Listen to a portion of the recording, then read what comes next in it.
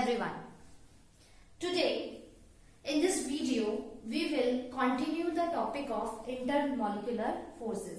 Since two intermolecular forces were left in the previous video, we will cover them today. ठीक है, तो what were those intermolecular forces? First one was your London forces, जिसको हम dispersion forces भी बोलते हैं, and the second one which was left is your hydrogen bonding. ठीक है, तो we will study about both of these one by one. So let's move on to our topic London forces or dispersion forces. In forces को London forces इसलिए कहा जाता है क्योंकि एक साइंटिस्ट थे फ्रिट्ज लंदन, जिन्होंने 1930 में लंदन फोर्सेस की क्या की थी, डिस्कवरी की थी. इन्होंने कहा अगर आपके पास क्या है, नॉन पोलर मॉलिक्यूल्स है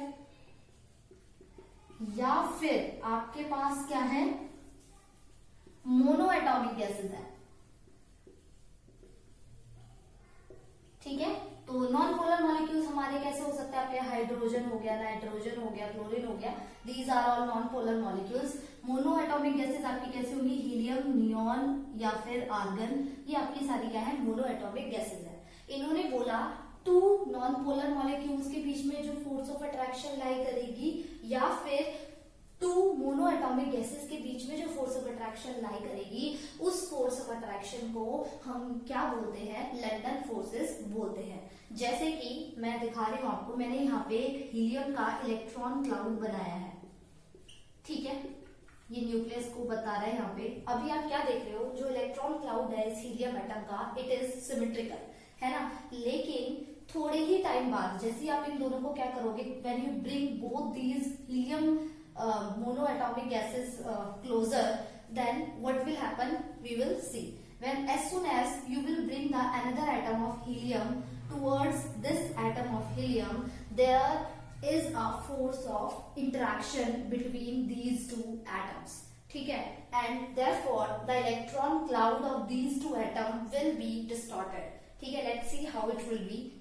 It will be distorted in this way.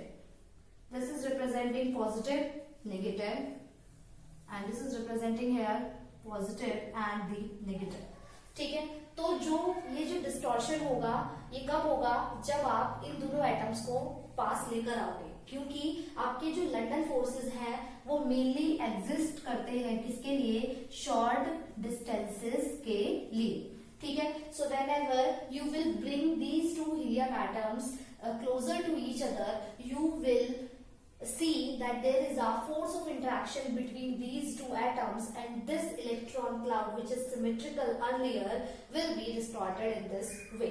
ठीक है, so here what happens, due to the force of interaction experienced by these atoms, there is a momentary displacement of the charges here. So here it is positive, here it is positive, here it is negative, and here it is negative. ठीक है, तो यही हमारे क्या थे, London forces थे. अब हम देखते हैं कि जो लंदन फोर्सेस हैं उनका मैग्नीट्यूड हमारा किस किस चीज पे डिपेंड करता है.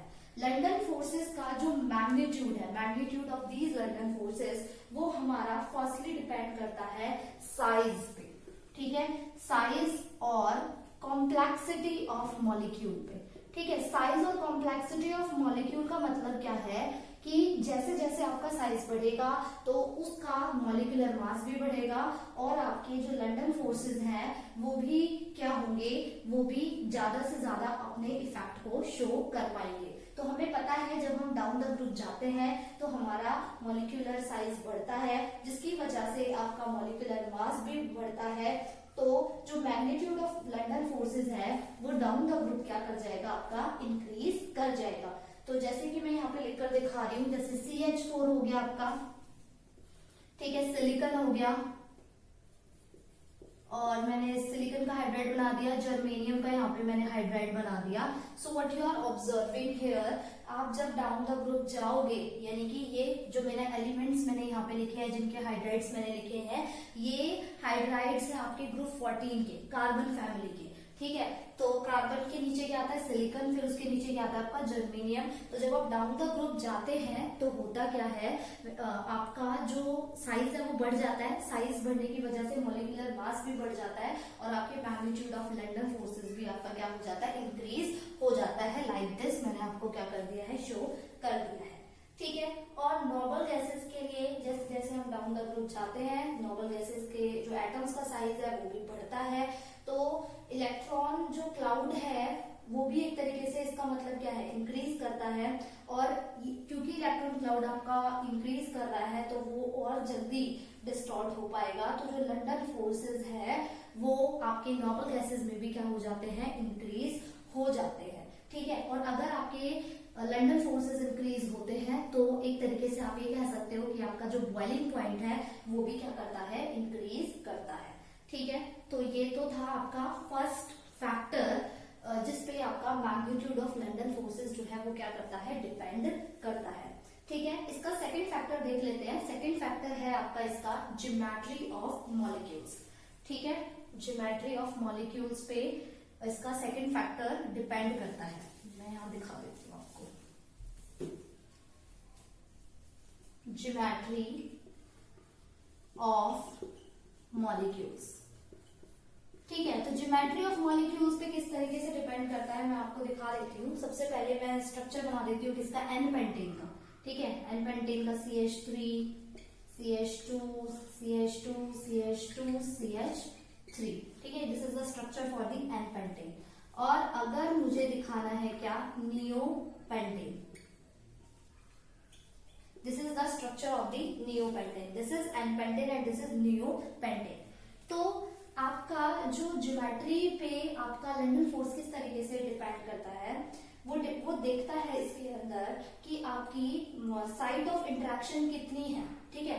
किसके अंदर साइट ऑफ इंटरेक्शन जो है वो क्या है, ज्यादा है। तो अगर आप एन पेंटेन के अंदर देखोगे तो आपके पास 1 2 3 4 5 साइट ऑफ इंटरेक्शन है।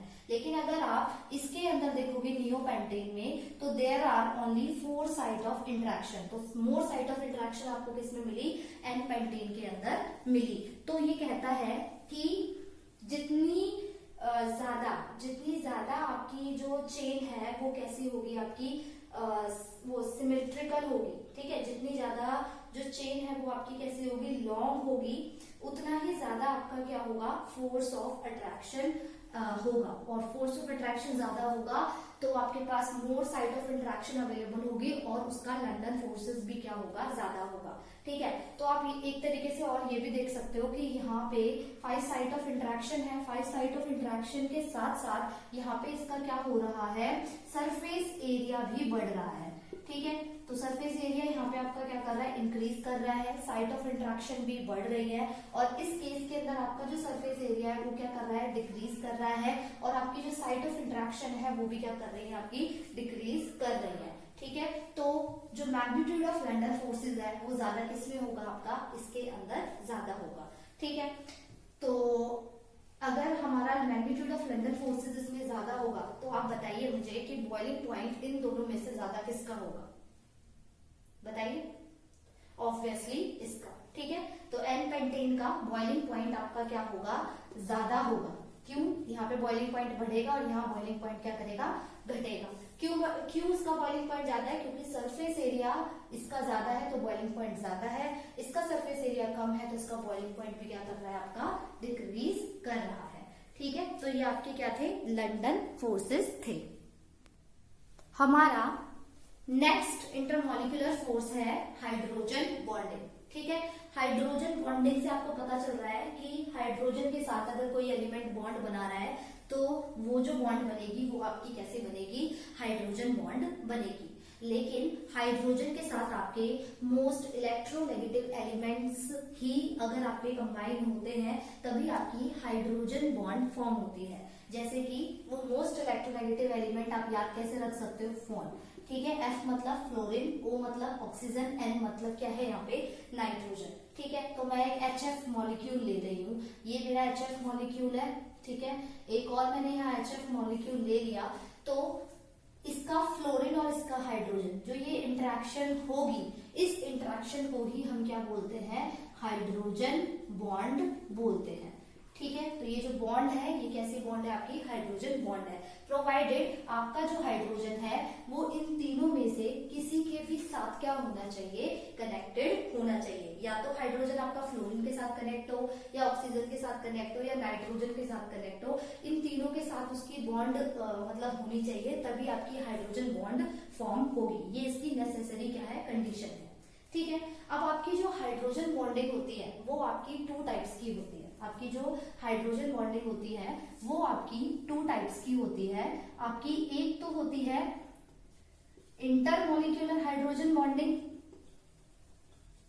ठीक है, और दूसरी होती है इंट्रामोलिक्यूलर हाइड्रोजन बॉन्डिंग। ठीक है, तो जो आपकी इंटरमोलिक्यूलर हाइड्रोजन बॉन्डिंग है ये आपकी इस तरीके की होती है। ठीक है, ये जो मैंने एग्जांपल आपको हाइड्रोजन बॉन्डिंग का शो किया है, this is the example of intermolecular hydrogen bonding. Inter का मतलब क्या होता है, अमंग द मॉलिक्यूल्स। ठीक है, मॉलिक्यूल्स के बीच में जो फोर्स ऑफ अट्रैक्शन होगी किसी भी सब्सटेंस के, तो उसी को हम क्या बोलते हैं, इंटरमोलिक्यूलर बोलते हैं। क्योंकि ये विद इन द मॉलिक्यूल, ये अपने साथ बॉन्ड नहीं बना रहा है, ये अमंग द मॉलिक्यूल्स, ये डिफरेंट मॉलिक्यूल्स के बीच में यहाँ पे क्या करा रहा है, हाइड्रोजन बॉन्ड को फॉर्म कर रहा है। ठीक है, तो आपके मॉलिक्यूल्स क्या है, यहाँ पे दोनों सेपरेटेड है, ये मॉलिक्यूल अलग है HF का, ये मॉलिक्यूल अलग है, और यहाँ पे जो इसमें फोर्स ऑफ इंटरेक्शन इन दोनों मॉलिक्यूल्स के बीच में लाई कर रही है वही आपकी हाइड्रोजन बॉन्ड है। और ये जो हाइड्रोजन बॉन्ड है ये कैसी है, आपकी इंटरमॉलिक्यूलर है।